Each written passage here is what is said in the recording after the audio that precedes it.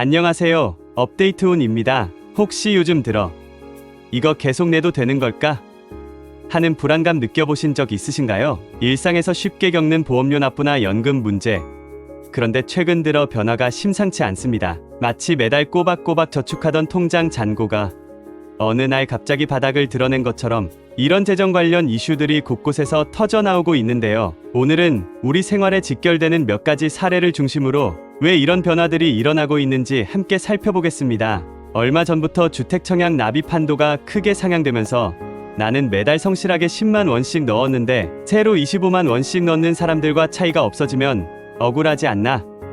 하는 목소리가 퍼지고 있습니다. 원래 주택 청약은 꾸준히 모아온 사람이라면 상대적으로 부족한 자금으로도 내 집 마련 기회를 얻을 수 있다는 장점이 있었죠. 그러나 어느 순간부터 돈이 더 많아야 더 유리해졌다는 이야기가 나올 정도로 분위기가 바뀌었습니다. 이 정책 변화가 서민 지원이란 본래의 취지와 맞지 않는다는 지적도 있는데요. 한편에선 주택도시기금이 소진될 위기에 놓였으니 결국 이를 메우려고 한도 상향이 이뤄졌다는 분석도 제기됩니다. 그러니 갑자기 부담이 커진 많은 가입자들이 통장을 해지하거나 납입을 포기하고 있죠. 실손보험은 보장 범위가 너무 넓어서 재정이 부담된다는 이유로 세대별로 여러 차례 개편을 거쳐왔습니다. 최근에는 이른바 1세대 가입자들이 과거의 조건대로 폭넓은 혜택을 누리고 있으니 새로운 5세대 상품으로 전환하라고 권고하는 움직임이 뚜렷해졌죠. 문제는 이 1세대부터 2세대까지의 가입자들이 우리는 그만큼 보험료도 많이 냈는데 이제 와서 혜택 축소라니 억울하다는 점입니다.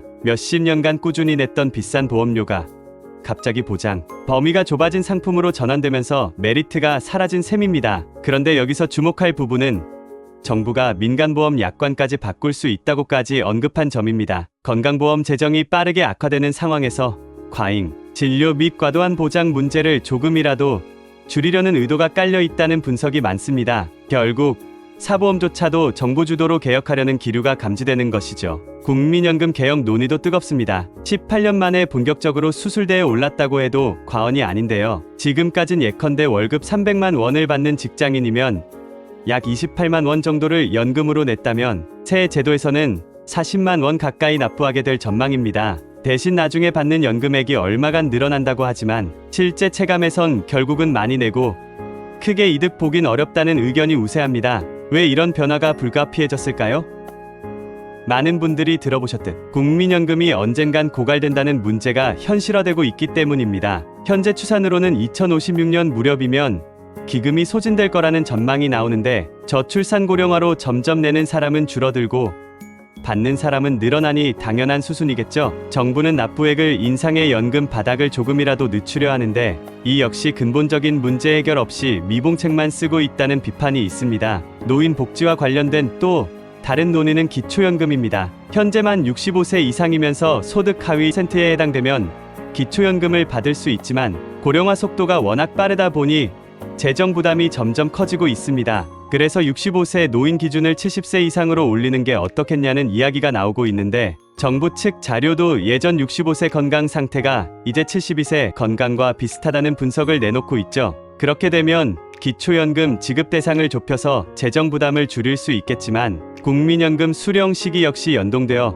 늦춰질 가능성이 높습니다. 이미 만 65세 기준에 맞춰 설계된 복지 혜택이 바뀐다면 전반적인 제도 개편도 불가피하겠죠. 당장 시행된다면 아직 경제활동이 힘들고 소득이 없는데 연금 수령을 늦추면 어쩌라는 거냐는 반발이 터져나올 가능성도 큽니다. 한마디로 주택 청약부터 실손보험 그리고 국민연금과 기초연금까지 정부가 재정을 안정시키기 위해 여러 방면에서 수정 칼날을 들이대고 있습니다. 하지만 이 변화가 우리 개개인의 삶에 어떤 영향을 미칠지 혹은 얼마나 충분한 대안이 준비되어 있는지에 대해서는 여전히 물음표가 달려있죠. 자칫하면 부담은 대중이 다 지고 그 혜택은 미지수인 게 아니냐는 불만이 커질 수도 있습니다. 이럴 때일수록 제도가 어떻게 변하는지 꾸준히 지켜보고 내 상황에 맞춰 대비하는 지혜가 필요합니다. 우리는 이미 매달 적지 않은 돈을 납부하며 미래를 준비해왔으니까요. 오늘 다룬 내용 꼭 기억해 두시고 다음번에는 더 유익한 정보와 함께 찾아뵙겠습니다. 지금까지 업데이트온이었습니다.